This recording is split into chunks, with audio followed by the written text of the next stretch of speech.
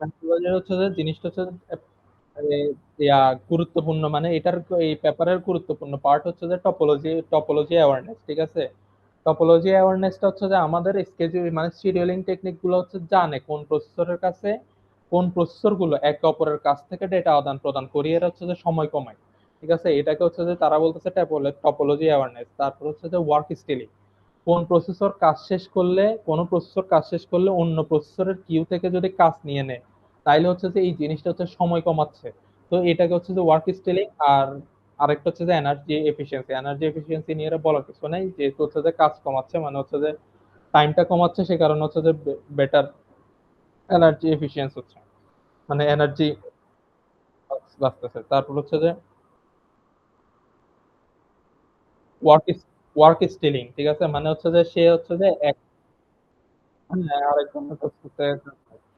তো এখানে কয়েকটা প্রচলিত পদ্ধতির কয়েকটা নাম উচ্চারণ করছে, সেটা হচ্ছে স্লার্ম, তারপর মোপ, টর্ক। এগুলো হচ্ছে যে এগুলোর কথা উচ্চারণ করছে, মানে এগুলোর কথা পাইছি যে এগুলো হচ্ছে যে মানে একে অপরের সাথে ক্ল্যাশ করে, যে কারণ হচ্ছে সলভ করতে পারে না। এটা হচ্ছে যে শুরুতে বলা হয়নি, তো এই কারণে বলছে এখন।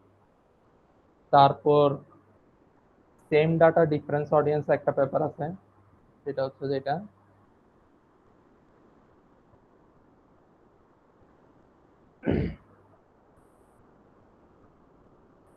সেম ডাটা ডিফারেন্স অডিয়েন্স হচ্ছে যে সিস্টেমে কোনো ত্রুটি নাই, ঠিক আছে? Data- আচ্ছা, সেম ডাটা ডিফারেন্স অডিয়েন্স হচ্ছে যে আমার সিস্টেমে কোনো ত্রুটি নাই, ঠিক আছে? ডেটাও ফলস না, ঠিক আছে?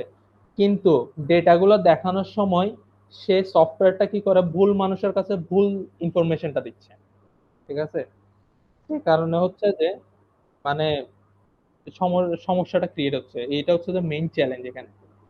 তো সমস্যা এখন এসপিসি হচ্ছে যে এসপিসি টাইপের যে জিনিসগুলো, এই সিস্টেমগুলো হচ্ছে অনেক জটিল, যেখানে হচ্ছে যে বিপুল পরিমাণ তথ্য কন্টিনিউয়াসলি আসতে থাকে, ঠিক আছে? তো বিপুল পরিমাণ তথ্য যখন কন্টিনিউয়াসলি আসতে থাকে, তো সেই ডাটাটা উপস্থাপন করাটা হচ্ছে যে এক প্রকার চ্যালেঞ্জ, ঠিক আছে? ইয়া এক প্রকার চ্যালেঞ্জ। তো এই জায়গায় হচ্ছে যে সমস্যা যে যখন এই জিনিসগুলো সফটওয়্যার মানে এই ডেটাগুলো যখন উপস্থাপন করতে হয় তখন সফটওয়্যার গুলো কি করে এই পরিমাণ এত বেশি বেশি পরিমাণ ডেটা সুন্দরভাবে উপস্থাপন করতে পারে না, যে কারণে ভুল মানুষের কাছে ভুল। হ্যাঁ, তো হ্যাঁ কনফিউজ যাচ্ছে। তো দেখা গেছে 30% কাজ হচ্ছে যে ফেল করতেছে এই কারণে। তো এই ব্যাপারটা, হ্যাঁ, তো যে কারণে হচ্ছে যে তারা হচ্ছে যে একটা নতুন টুলের কথা বলছে, সেটা হচ্ছে গাইড পোস্ট টুল। এটা হচ্ছে জুপিটারের মধ্যে বসানো একটি মডিউল, ঠিক আছে? তো এই জিনিসটা এই গাইড পোস্ট জিনিসটা হচ্ছে প্যান্ডাস ডাটা ফ্রেম ইউজ করে, যেটা হচ্ছে কয়েক মিলি সেকেন্ডে লক্ষ লক্ষ লাইন ডাটা বিশ্লেষণ করতে পারে আর জুপিটার নোটবুককে কোড লিখতে পারে। প্যান্ডাস ডেটা ফ্রেমটা, ঠিক আছে? ডেটা ফ্রেম পান্ডার কি? হ্যাঁ ওই পান্ডা যেটা আমরা চাইনাতে দেখি, পান্ডা, এই পান্ডা, পান্ডা উচ্চারণটা। তো পান্ডাস ডেটা ফ্রেমটা হচ্ছে যে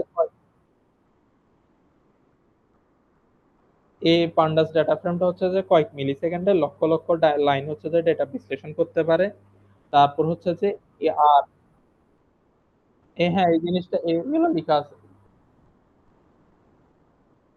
এই যেমন ধর গাইড পোস্ট, ঠিক আছে? Embedded tools with provide guide post for analysis. তারপর হচ্ছে যে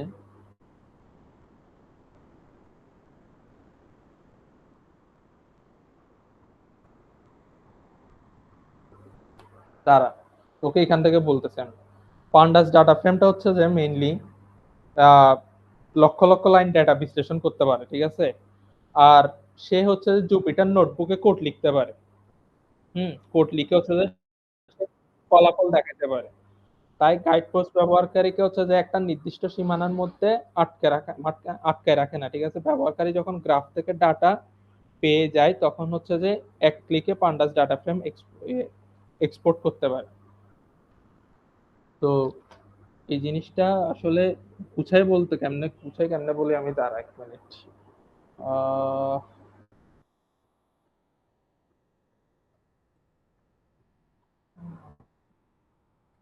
আচ্ছা, জিনিসটা হচ্ছে যে আমি বলি গাইড পোস্ট টুলটা আসলে কি করে আমি বলি। মনে কর তুই একটা সিটিতে, মনে কর কেউ একজন ঢাকা সিটিতে ঘুরতে আসছে, ঠিক আছে? ঢাকা সিটিতে ঘুরতে আসার পরে তো একজন গাইড আছে, সে হচ্ছে শাপলা চত্বরে দাঁড়ায় এরে বললো যে শাপলা চত্বরের চারদিকে মনে কর চারটা রোড গেছে।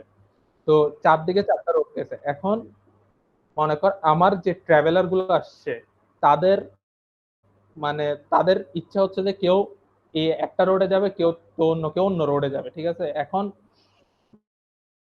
যদি কোনো গাইড থাকে, মনে কর কোনো একটা খারাপ গাইড হয়, তাইলে কি করবে সে, কি করবে সে, কি করবে চারোটা রাস্তা হচ্ছে যে ঘুরে আনবে, ঠিক আছে? কিন্তু দেখা গেছে যে আমার যে ট্রাভেলার গুলো আছে তারা হচ্ছে যে চারোটা রাস্তা ঘুরতে চাচ্ছে না, তারা হচ্ছে যে যে কোনো একদিকে যায় এর ঘুরে আসতে চাচ্ছে, ঠিক আছে?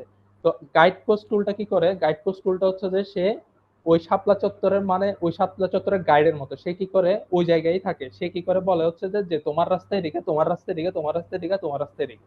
তো এরকম তো এই কারণে হচ্ছে যে ওই চারজন হচ্ছে যে চারটা রাস্তা ঘুরে আসতে পারে, যে কারণে হচ্ছে যে বলতে পারো যে রিসোর্সেসটা কম লাগে। আর আমার যে ইউজার গুলো আছে, ঠিক আছে, তো মনে কর যার কনজিউম, যে যার অডিয়েন্স যেরকম, সে ওই অডিয়েন্সটা পাচ্ছে, মানে ওই ওই ওই ডাটাটা পাচ্ছে, ঠিক আছে? সবাই সেম ডাটা দেখতেছে না, যে কারণে হচ্ছে যে এই জিনিসটা গুছানো হচ্ছে তার। হ্যাঁ, সেম টাইপের ডাটা দেখে হচ্ছে কনফিউজ হচ্ছে না। তো হ্যাঁ, গাইড পোস্টের কাজ। তো এরপর হচ্ছে যে এখানে গাইড গাইড পোস্ট ইউজ করে হচ্ছে যে, মানে এটার নাম কি, ওই যে কিভাবে ইয়াগুলা করছে, এই জিনিসগুলা করা হয়েছে। যেমন ধর পরীক্ষা করার জন্য কার্লে সুপার কম্পিউটার টম্পিউটার আরো অনেক কিছু, এই জিনিসটা তো মেইনলি বুঝছস, ঠিক আছে?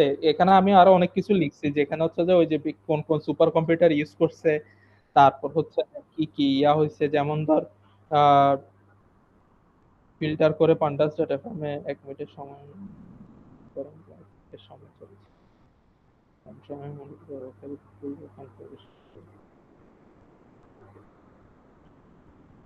এই যে এখানে হচ্ছে যে অনেকগুলো আমি জব অ্যানালিসিস এর ইয়া ইনফরমেশন লিখছি।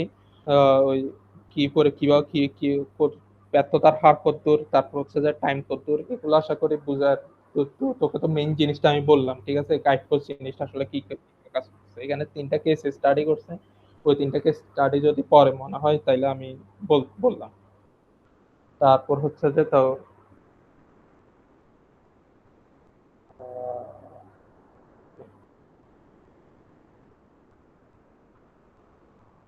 এটা হচ্ছে যে ইউএআরপি, এটা হচ্ছে যে uncertainty awareness, aware run time prediction for preventing scheduler termination under কিছু একটা হবে।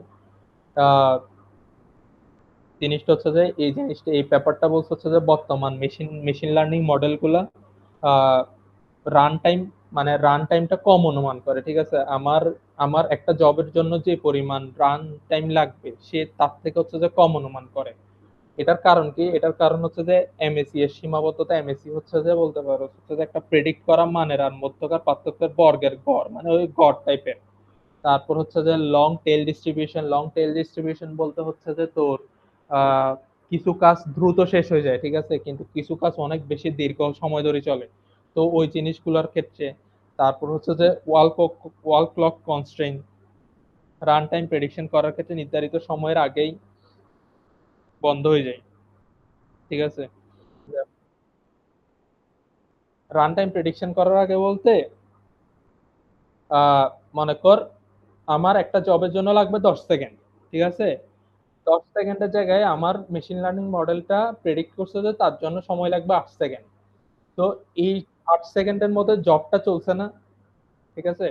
8 সেকেন্ডের মধ্যে জবটা, কিন্তু বাকি 2 সেকেন্ড তো পাই নাই, জবটা পাই নাই, ঠিক আছে? 10 সেকেন্ড হইলে সে হচ্ছে যে জবটা কমপ্লিট হয়ে যেত, কিন্তু মেশিন লার্নিং এর এই প্রেডিকশনের ভুলের কারণে ওই জবটা, মানে সাকসেসফুল হওয়ার থাকলেও জিনিসটা সাকসেসফুল হয় নাই, ঠিক আছে? তো এই ক্ষেত্রে এই টাইপের কাজের কারণে, এই টাইপের জিনিসের কারণে হচ্ছে যে ব্যর্থতার হার হচ্ছে যে 33 থেকে 64% পর্যন্ত হয়ে থাকে।